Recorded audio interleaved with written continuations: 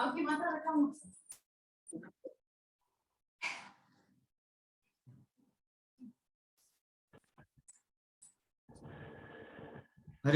कृष्णा कृष्णा कृष्णा हरे हरे, राम हरे राम राम राम।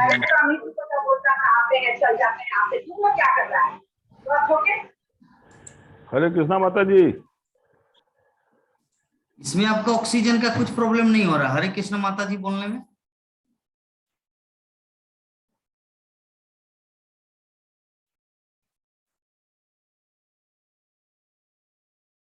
चलिए, तो क्या टॉपिक, क्या आलोचना कर रहे थे हम लोग, क्या डिस्कस कर रहे थे? काल, जवानी था बूढ़ा बन गए, बच्चा था जवान बन गए, हीरो था गुंडा बन गए। ऐसा होता है ना प्रभु जी, क्योंकि बूढ़ा वृद्धावस्था में गुंडा जैसा दिखता है हमारा चेहरा। जो हीरो था जवानी में, जो हीरो जैसा दिखता था, अभी गुंडा की तरह दिखता है। तो हम लोग प्रोग्राम देख रहे थे विविध भारती से, है ना नंदा किशोर माता जी? विविध भारती से प्रोग्राम देख रहे थे, सुन रहे थे। मेरा नेटवर्क, आपका नेटवर्क खराब है।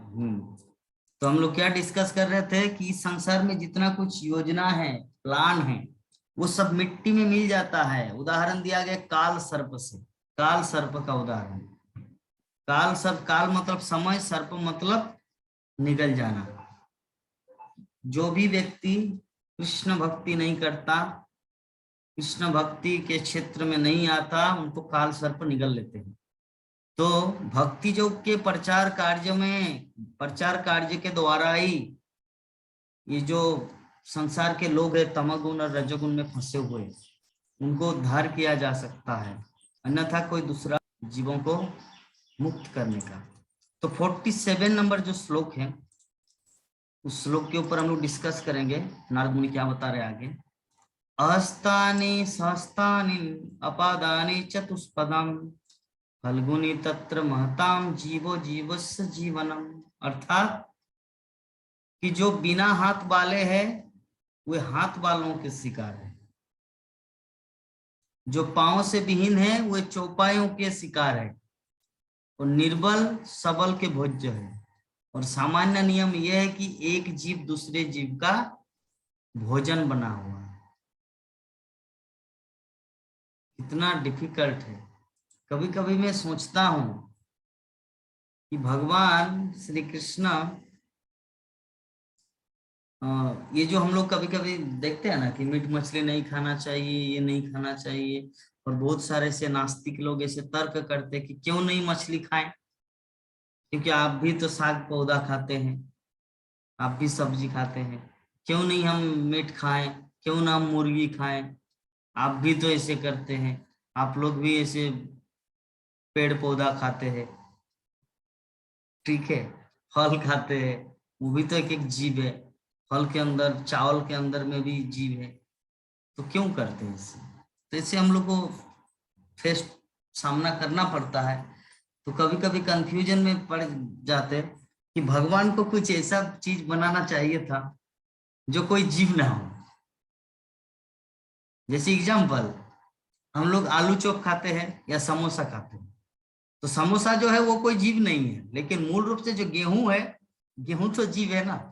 जो आटा बनता है या मैदा बनता है या बेसन बनता है चना से, तो मूल रूप से जब हम लोग ये खाते हैं कि आलू चॉप, समोसा, इडली, डोसा, यद्यपि उसमें कोई जीव नहीं है, वो हम लोग नाश्ता कर रहे हैं, लेकिन उसका जो स्रोत है, इडली कहाँ से बनता है? चावल से।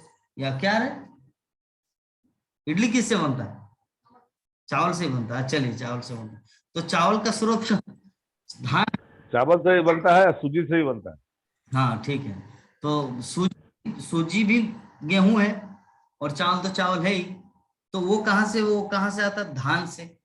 धान एक पौधा है, पौधा एक जीव है, जीव एक बीज है। तो मैं सोच रहा था, या सोच कभी कभी हम सोचते हैं रात में कि भगवान कुछ ऐसा चीज का निर्माण करते जो कोई जीव ना हो, तो कोई प्रॉब्लम ही नहीं होता। ये नास्तिक वाले जो लोग बोलते हैं ना कि आप लोग क्यों पेड़ पौधा खाते हैं, हम लोग मुर्गी खा रहे, मुर्गा खा रहे, ठीक। तो जो मैटर है, जो विषय वस्तु है, यहाँ पर श्रील प्रभुपाद तात्पर्य में क्या लिख रहे पहले हम लोग थोड़ा पढ़ लेते हैं कि अस्तित्व टिकाए रखने के लिए जीवन संघर्ष का नियम भगवान की परम इच्छा से है, और कितनी भी योजनाओं के द्वारा किसी के लिए भी इसे छुटकारा नहीं मिल सकता। जो जीव इस संसार में परम पुरुष की इच्छा के विपरीत आए हैं, वे माया शक्ति नामक उच्चतर शक्ति के अधीन रहते हैं, जो भगवान द्वारा नियुक्त होती है। ये देवी माया बद्ध जीवों को 3 प्रकार के तापों से सताती रहती है, जिनमें से एक की व्याख्या इस श्लोक में हुई है, निर्बल सबल का हार। सबल मतलब जिसका बल है, निर्बल मतलब जो बलहीन है। तो कोई भी अपने से अधिक सबल के हमले से अपनी रक्षा नहीं कर सकता, और भगवान की इच्छा से निर्बल सबल तथा सर्वाधिक सबल ये 3 कोटियां बनी हुई हैं। तो यदि बाघ निर्बल पशु को, जिसमें मनुष्य भी सम्मिलित है, खा जाता है, तो इसमें शोक करने की कोई बात नहीं, क्योंकि ये तो परमेश्वर का नियम है, ठीक है, ये परमेश्वर का नियम है। यद्यपि नियम यह कहता है कि मनुष्य को किसी अन्य के जीवन पर जीवन निर्वाह करना होता है, लेकिन सद्भाव का भी नियम है, क्योंकि मनुष्य को शास्त्रों के नियमों का पालन करना होता है। अन्य जीवधारियों द्वारा ऐसा करना संभव नहीं होता। मनुष्य आत्म साक्षात्कार के लिए आया है, इसीलिए उसे भगवान को अर्पित किए बिना कोई भी वस्तु नहीं खानी। तो यहाँ पर जो चीज हम लोग कंफ्यूजन में थे, श्रील प्रभुपाद यहाँ पे उस तथ्य को निराकरण किया कि बाकी जीव का पाप नहीं लगता। जैसे कुत्ता अगर बिल्ली के ऊपर हमला करे तो कुत्ता को नरक जाना नहीं पड़ेगा, क्यों? क्योंकि प्रकृति का नियम ही ऐसा है, सबल निर्बल सबल का आहार है। बाघ अगर हिरण पर हमला कर हिरण को खाए तो बाघ को ये पाप नहीं लगता, क्यों? क्योंकि प्रकृति का नियम ही ऐसा बनाया गया है। लेकिन श्रील प्रभुपाद यहाँ पे हम सबको जो सिखा रहे, वो पॉइंट आउट जो कर रहे, वो ये है कि मनुष्य जीवन में शास्त्रों का कुछ उपदेश है, कुछ निर्देश है, जो हम लोग को पालन करना पड़ता है। क्योंकि आत्म साक्षात्कार के मार्ग में, आत्म साक्षात्कार मतलब रियलिटी में ना हम कुत्ता है, ना बिल्ली है, ना मनुष्य है, ना कुछ है, हम एक आत्मा है। तो उस अस्तित्व को सत्य गुण में व्यक्ति जब तक इस्टेब्लिश नहीं हो जाता, तब तक वो चीज को नहीं समझ पाए। कुत्ता थोड़ी समझेंगे मैं आत्मा हूं, बिल्ली थोड़ी समझेंगे मैं आत्मा हूं, क्यों? क्योंकि लोग तमोगुणी प्राणी हैं, रजोगुणी प्राणी। तो मनुष्य भी रजोगुण और तमोगुण के हैं। श्रील प्रभुपाद क्या बोले पिछले श्लोक में, इस संसार में ज्यादातर लोग रजोगुणी और तमोगुणी हैं। तो सत्वगुणी जब तक वो नहीं बनता, तब तक यथारूप में सब कुछ उसको समझ में नहीं आता। तो जब व्यक्ति सत्वगुण में आते, तब वो देवता बनता है, और वो आत्मा में स्थित होकर भगवत धाम को जाते हैं, ठीक है।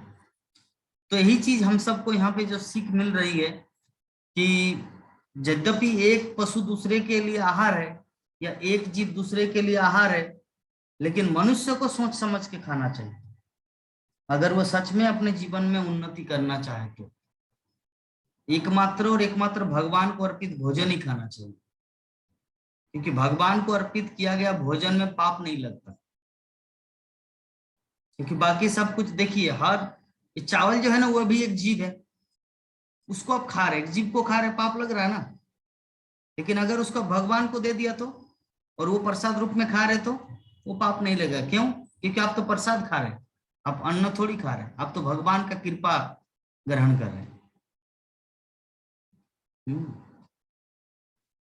तो ये चीज है, हम लोगों को सर्वदा ये चीज ध्यान रखना है।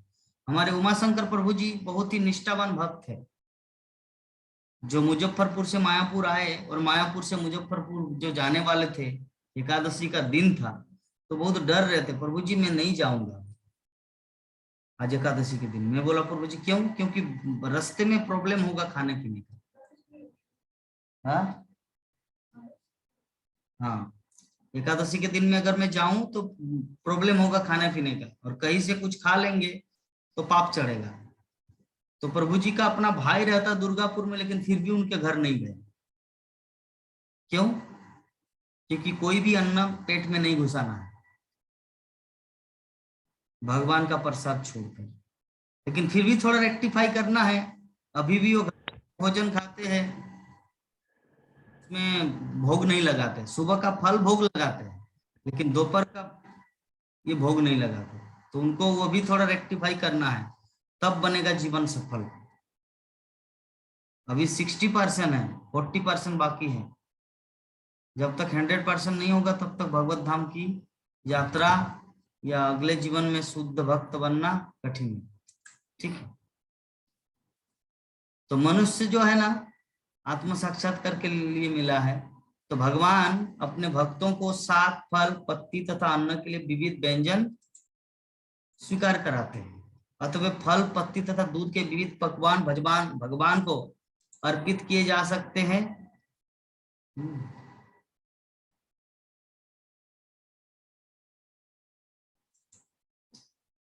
अरे बाबा, मेरा तो लैपटॉप को रिस्टार्ट करना है।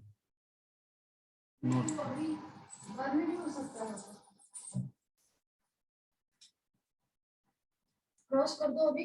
जब आप वो करोगे ना शट डाउन, तो वो ऑप्शन अपने आप आ जाएगा, रिस्टार्ट एंड अपडेट। हाँ हाँ, अच्छा, ठीक है।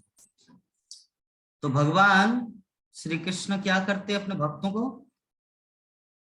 ये सब आहार, फल, फूल, दूध, पत्ती, ये सब पकवान बनाने के लिए बोलते हैं, और वो खुद भक्तगण अर्पित करते हैं और भगवान उसे स्वीकार करते हैं। तो इसको महाप्रसाद कहा जाता है, जिससे जीवन संघर्ष के सारे क्लेश क्रमशः दूर हो जाए।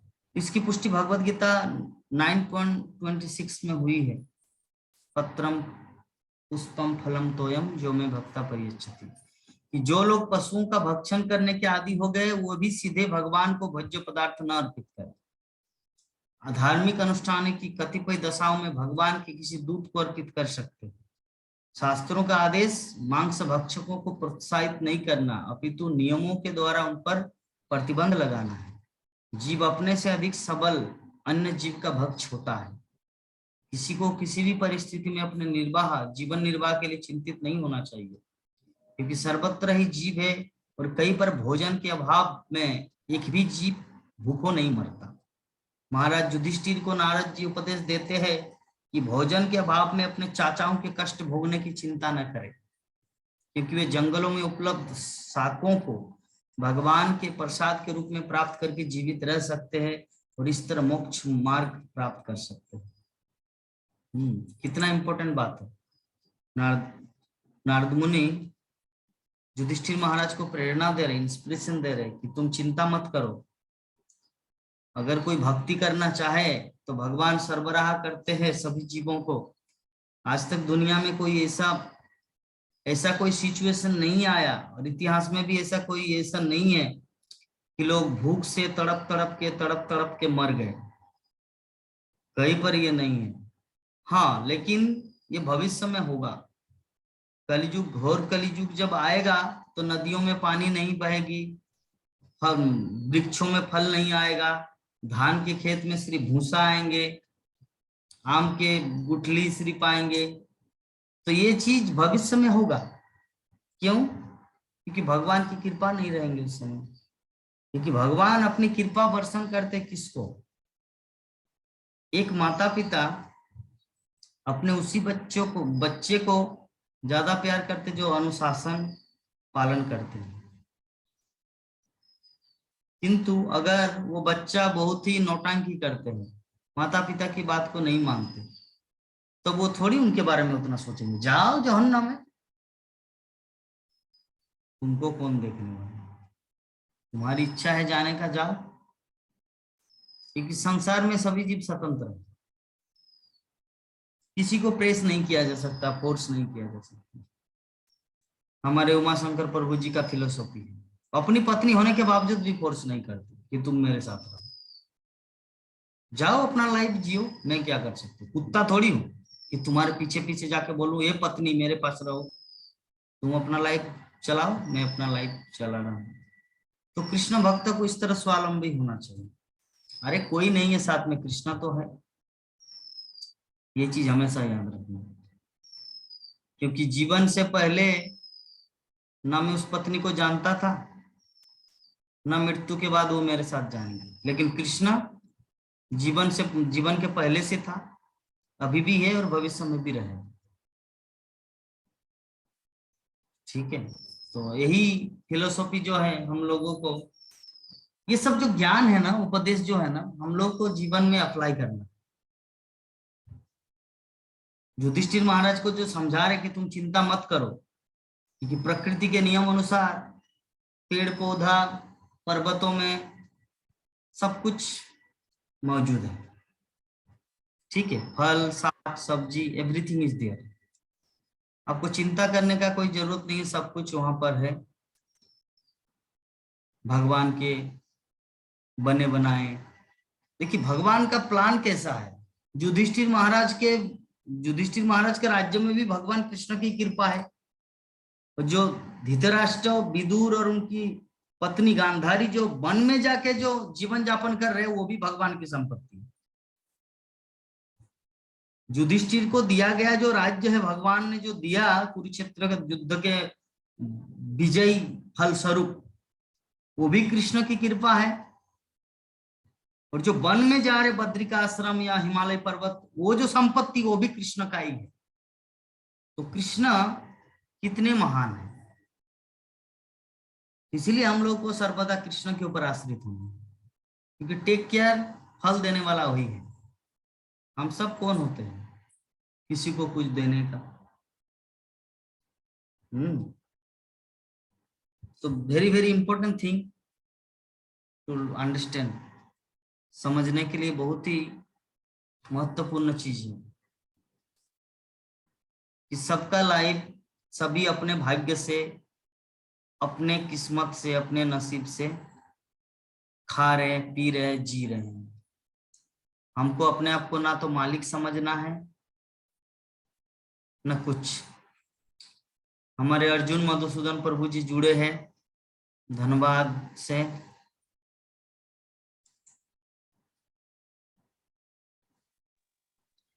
हरे कृष्णा, दंड प्रणाम प्रभु जी।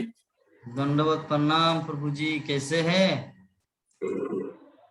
बहुत अच्छे आप जैसे वैष्णव और गुरुवन करूंगा की कृपा से बहुत अच्छे हैं प्रभु जी।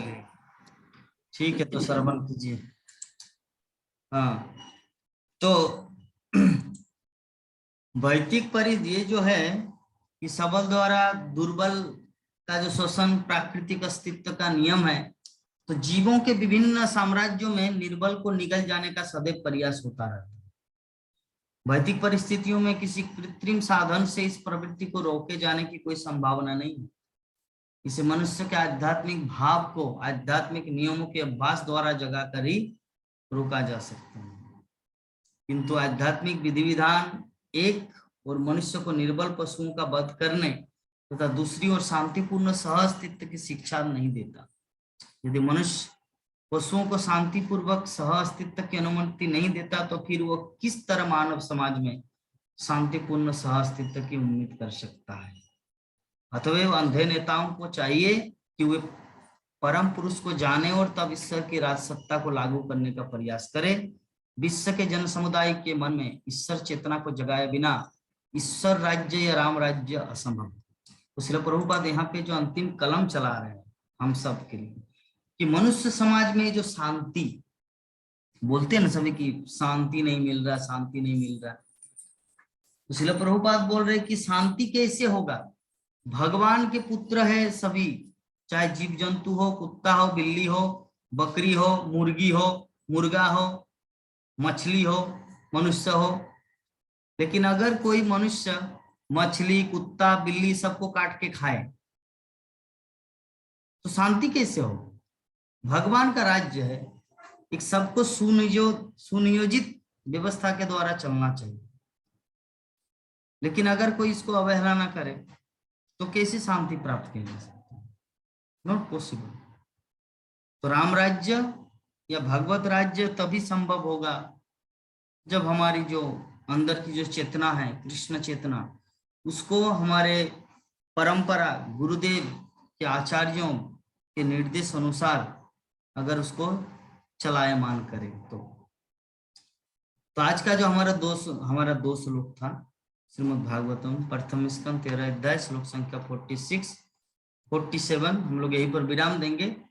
तो अभी हमारे पास 15 मिनट समय है, तो अगर किसी भक्त के मन में किसी भी तरह का कुछ प्रश्न हो तो पूछ सकते हैं। हम लोग जिज्ञासा मतलब डिस्कशन करेंगे, और प्रश्न नहीं तो डिस्कशन भी हो सकता है। कोई अपने कुछ बोलना चाहेंगे, बताइए। उमाशंकर प्रभु जी, लाइफ का अनुभव बताइए, जीवन का अनुभव बताइए।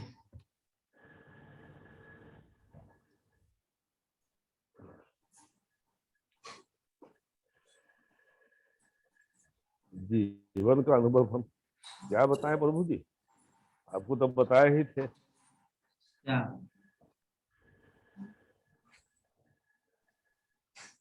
कि हम सेल्फ मेड आदमी हैं, अकेला शुरुआत की अपने काम को। अभी क्या करना है, सन्यासी बनना है या घर में ही रहना है धृतराष्ट्र की तरह? तो घर पे ही रह सकते हैं, दूसरा क्या उपाय है मेरे पास। अगर कोई विदुर जैसा आपके पास आए, अर्जुन मधुसूदन प्रभु आपको लेने के लिए, तब तो चले जाएंगे। हरे कृष्णा प्रभु जी। हमारे प्रभु जी को लेके आइए, प्रभु जी विदुर बनकर। हरि बोल, जरूर जरूर जरूर। कहाँ रहते हैं मुजफ्फरपुर, प्रभु जी, कहाँ रहते हैं? मुजफ्फरपुर बिहार। आप, हम भी तो बिहार में था, अभी झारखंड में आ गया। झारखंड में कहाँ है आप? डिस्ट्रिक्ट हजारीबाग अच्छा। का, और विलेज बगोदर बनास के बीच में है। बगोदर, खास बगोदर, डिस्ट्रिक्ट हजारीबाग, रांची। हाँ, बस उधर जानते हैं। हाँ पर जरूर जानते होंगे। ठीक है प्रभु जी, प्रभु जी जो बोल रहे हैं ना शिक्षा गुरु, एक बार उनका मायापुर जाने का, अगर गए होंगे तो अच्छी बात है, और नहीं गए होंगे तो एक बार कोशिश जरूर कीजिएगा। नहीं, हम तो 3 दिन पहले आए मायापुर से। हरी बोल, उनके दर्शन हो गए थे?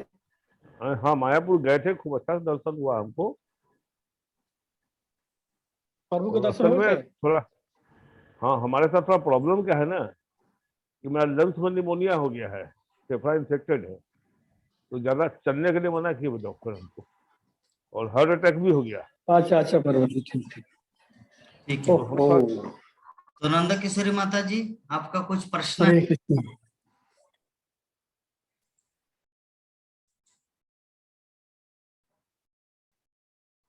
रहे हैं, ये जो नास्तिक है, ये सब खाने वाले लोग जो है, भक्षक करने वाले लोग हैं, उन लोगों को कैसे रोका जाए? कैसे? जैसे कि लोग जो खा रहे हैं, लोग का अपने घर में भी खा रहे हैं, उन लोगों को कैसे रोका जाएगा? ये क्यों आप रोकना मत है? खाओ, अगर मत खाइए। अगर बाघ को बोलेंगे मैं तुम्हारे लिए हलवा लेके आ रहा हूँ, आके हिरण खाना छोड़ दो, वो थोड़ी छोड़ेगा। तो जो जैसा है मेंटेलिटी का वो ऐसे करेगा, लेकिन जब वो ठोकर खाएगा, रोकने के लिए तो इस्कॉन प्रयास कर रहे हैं, इतने सारे संत समाज, इतनी बड़ी बड़ी संस्थाएं। हमारे वृंदावन में कितने महान महान महाराज लोग जो प्रवचन करके, उनका इतने हजार हजार शिष्य हैं। तो देखिए, पर ये रोकने का प्रयास मतलब आप जाके किसी को नहीं बोल सकते ना, ए मीट मछली छोड़ दो आज से, बोले क्यों? नहीं हो पाएगा, जब तक अपना मन नहीं होगा आदमी का, तब तक नहीं हाँ, छोड़ेगा। अपना मन जब तक नहीं होगा तो किसी के बोलने से नहीं होगा। इच्छा होना अभी तो चाहिए। खाते थे, हम भी खाते थे नॉनवेज, लेकिन मेरा अपना इच्छा हुआ, छोड़ दिए। फिर लहसुन प्याज थोड़ा बहुत खाते थे, वो भी छोड़ दिए। हरे कृष्णा प्रभु जी, प्रवचन सुनने के अलावा भी लोग तो प्रवचन सुनते ही हैं लोग, लेकिन उसके अलावा भी वे जो लोग हैं, वो लोग भी नहीं समझते हैं कि आखिर प्रवचन सुनते हैं, ये सब जीव हत्या नहीं करनी चाहिए, नहीं खाना माता जी, सुनने माता जी अभी हमारे जी एक भाई प्रभु गए हुए थे साथ में वहाँ मायापुर, वो दुर्गापुर जी रहने वाले हैं। उनको हम कहे कि माला ले लीजिए, माला जाप कीजिएगा, तो ना ना हमसे नहीं होगा इसे, तो हम नॉन वेज नहीं छोड़ सकते, क्योंकि अब कब तक खाइएगा, 70 साल उम्र हो गया आपका।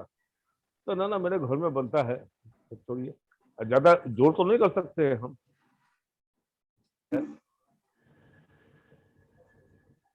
यही आपके है भाई भी हमारे गए थे प्रभु जी साथ में? हमारे चचेरा भाई था है, उनको हम बुला लिए थे, अच्छा दुर्गापुर में रहते हैं वो। भाई हमारे घर में बनता है नॉन वेज, हम नहीं कुछ बोल सकते हैं। नहीं बोल सकते हैं जी। हाँ, ऐसे बातचीत करने से उनको समझा सकते हैं कि ये सब खाना नहीं समझाने से, चाहिए, सुनिए माता जी, लेकिन समझाने से कुछ नहीं होता खाने है। वाला जब तक आदमी नहीं अपनी, मानता है। माता जी, जब तक अपनी इच्छा नहीं हो। अब एक तो हमारा दोस्त है, उसके यहाँ एकादशी के दिन भी उसका बेटा और हस्बैंड खाने वाला है। एकादशी के दिन भी वो लोग अपने से बना लेता है। हमको थोड़ा गुस्सा आता है, हमको देखो तुम्हारे यहाँ एकादशी के दिन ही बन जाता है। तो बोलती है कि हम क्या कर सकते हैं, हम मना नहीं कर सकते हैं ना। जिसको जो खाना है तो खाए, जिसको जो करना है तो करे, हमको जो करना है तो हम करते हैं। यही बात सही है। यही बात वो अपना वैष्णव ढंग से खाना बनाती है, भोग बनाती है, भोग लगा के भगवान को सब खाती। जी। ये तो बहुत अच्छी बात है ना। जो भी खाना होता है तो बना के भोग लगाने के बाद ही खाती है। तो इस प्रकार सबका अपना अपना इच्छा है बाबा। देखिए माता जी, हमारे ग्रुप में सारे लोग हैं, 100 क्लास इस ऑनलाइन भागवत ग्रुप में कितने लोग आते हैं क्लास में? 5 लोग। हाँ तो अभी क्या सही किया बात है। जाए? क्या मैं सबको बोलूंगा मारेंगे अगर नहीं आएंगे तो? एक थप्पड़ बोलेंगे? कैसे बोल सकते? एक बार तो सबको मैं बोल दिया कि जरूरत नहीं है इतना भीड़ करने का, सभी हट जाओ, हटा भी दिए थे, फिर भी कोई कोई है। एक बार कहाँ जब ज्यादा आदमी है क्लास में? जब पहले 4-5 पहले आदमी है। पहले पहले एक बार क्या हुआ, जो क्लास शुरू किए थे तो सबको डिलीट कर दिए, जो जो क्लास में नहीं आया। विभा माता जी मुझे फोन किए, बोले प्रभु जी मेरी बहन रामगढ़ की, वो तो सुनती थी। तो मैं बोले क्यों क्लास में तो नहीं आते? बोले कोई यूट्यूब में सुनती थी जो लिंक का। तो उसके बाद अरे बाबा भूल हो गया। तो इसीलिए मुझे समझ में आएगा, हो सकता कोई कोई जो है ना क्लास ज्वाइन करना नहीं आता लेकिन यूट्यूब में सुन लेते हैं, अन्यथा क्यों रहेंगे ग्रुप में? एक दूसरा पॉजिटिव पॉइंट है, अन्यथा क्यों रहेंगे ग्रुप में विदाउट एनी रीजन? तो कुछ कुछ ऐसा, क्योंकि बहुत सारे ऐसे वृद्ध लोग हैं जो जूम चलाना नहीं आता, तो यूट्यूब में यूट्यूब चलाना हर किसी को आता है।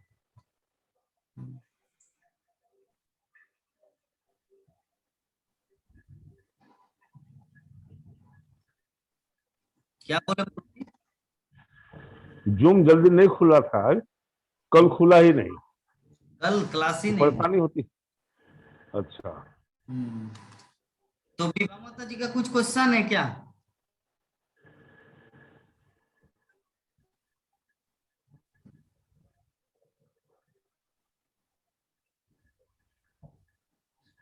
टीपू जी ये काल, हरे कृष्णा, काल सर्प दोष क्या होता है? काल सर्प दोष। काल सर्प दोष, यहाँ पे जो काल सर्प है ये अलग है, और किसी के जीवन में काल सर्प दोष वो अलग है। ज्योतिष के ज्योतिष शास्त्रों के अनुसार उसका एक, अगर सरल भाषा में कहा जाए तो जैसे देखिए मनोकल्पना से तो नहीं बोला जा सकता। एक्चुअली यहाँ पे शास्त्रों का जो काल सर्प का अर्थ होता है, सर्प मतलब निगल जाना, और काल जो समय हम लोग कृष्ण भावना भावित में यूज नहीं करते तो वो हम लोग को काल सर्प हम लोग को डस जाए। तो ज्योतिष के अनुसार जो काल सर्प जो है वो एक दोष है, जैसे अलग अलग जब कुंडली में राहु और केतु के मध्य में सारे ग्रह आ जाता है तब सर्प योग बनता है, मतलब राहु और केतु। हाँ, और काल सर्प योग 2 शब्दों को मिलाकर बना है। इसमें पहला शब्द काल यानी मृत्यु, और दूसरा शब्द सर्प जिसका अर्थ सांप से है। तो कुंडली में काल सर्प योग के प्रभाव से व्यक्ति को मानसिक कष्ट सहना पड़ता है। मानसिक कष्ट मतलब धन है, दौलत है, घर है, बाड़ी है, नौकर चाकर है, लेकिन पत्नी ने उनको धोखा देके दूसरे लड़के के साथ भाग गया। अभी वो सारा जीवन भर वो जो मानसिक तनाव है। काल सर्प तो उसके लक्षण भी बताए गए। जीवन के हर क्षेत्र में असफलता का सामना करना पड़ता है, पहला। दूसरा, घर में मांगलिक कार्य नहीं हो पाते हैं। तीसरा, संतान प्राप्ति में बाधा आती है, संतान की उन्नति नहीं होती है। चौथा, परिवार में खुशियां नहीं रहती, हमेशा तनाव की स्थिति बनी रहती है। और पांच, सगे संबंधी ही धन के मामले में धोखा करते हैं। तो ये लक्षण है काल सर्प दोष। मतलब तो जो दो राक्षस है वो दोनों ग्रह मिल जाते हैं किसी के लाइफ में, इसीलिए काल सर्प दोष बोला जाता है। लेकिन एक चीज, जो कृष्ण भक्त होता है ना, उनका सब अमंगलिक ग्रह कट जाता है और अच्छे अच्छे ग्रह उसमें समा जाता है। कभी पीछे मुड़कर देखता नहीं। पीछे ज्योतिष देखना मीन्स पीछे मुड़कर देखना। प्रहलाद जी महाराज का प्रश्न है, कृष्ण ग्रह ग्रहित आत्मा, कृष्ण ग्रह जिसको लग जाता है उसके सारे ग्रहण खत्म हो जाते हैं। हाँ, देखिए कितना सुंदर इंपोर्टेंट बताया। तो कृष्ण ग्रहण लग जाता है, उसको सारे ग्रह कट जाता है। छोटे बच्चे थे, छोटे बच्चे नहीं, जब 6th क्लास पढ़ते थे तो मेरे पास एक पुस्तक था, राशि विचार, पतला सा। तो उसमें मेरा तो ज मतलब जगन्नाथ, जो से मकर राशि। तो उसमें एक लाइन लिखा रहता है कि जो जो क्वालिटी उसमें लिखा हुआ तो मेरे लाइफ में सब कुछ है। पता नहीं ऐसा क्यों, जो जो क्वालिटी उसमें है। पहला क्या क्वालिटी, कि मुझे कपट एकदम अच्छा नहीं लगता, सच में मैं झगड़ा कर देता हूँ।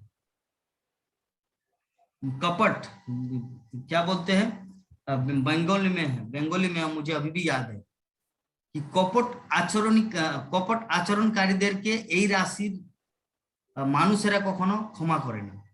मतलब कपट आचरणकारी व्यक्ति को ये मकर राशि युक्त व्यक्ति कभी क्षमा नहीं करते। जो कपट करता है उनके साथ हमेशा के लिए ऐसे कर देते हैं। और दूसरा बताया गया था कि शिक्षिता सुंदरी गुणवती रूपवती मेहरा এই রাশির মানুষের, मतलब कहने का मतलब है, बताया कि शिक्षिता सुंदरी गुणवती रूपवती, 4 चीज लिखा है। शिक्षिता मतलब एजुकेटेड, मुझसे ज्यादा पढ़ी लिखी है।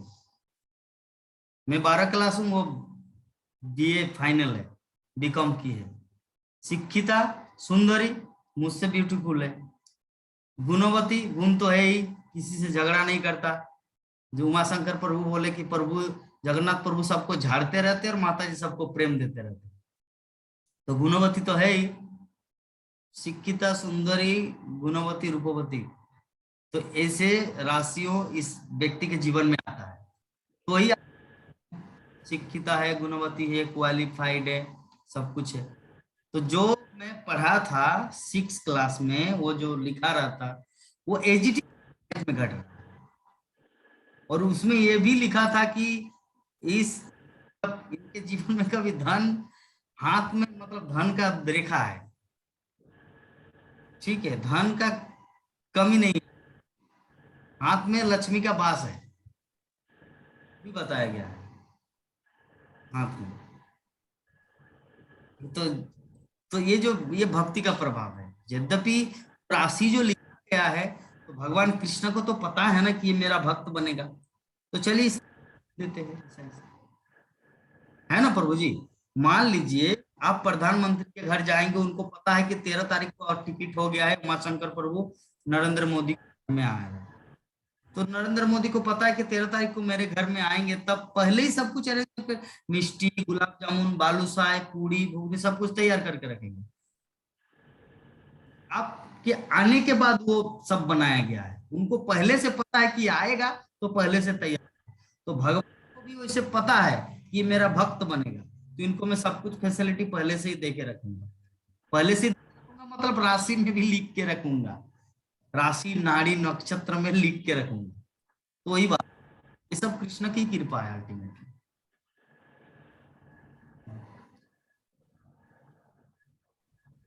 और कुछ प्रश्न है माता जी? एक प्रश्न का जवाब हुआ, ऐसे प्रश्न करना चाहिए ताकि बहुत लिंक आए। हाँ चलिए, नहीं ठीक है फिर, ठीक है।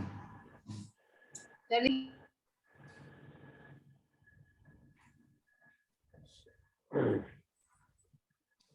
ठीक है, तो वांछा कल्पतरु करते हैं। वांछा कल्पतरुभ्यश्च कृपा सिन्धुभ्येव च पतितानां पावनेभ्यो वैष्णवेभ्यो नमो नमः।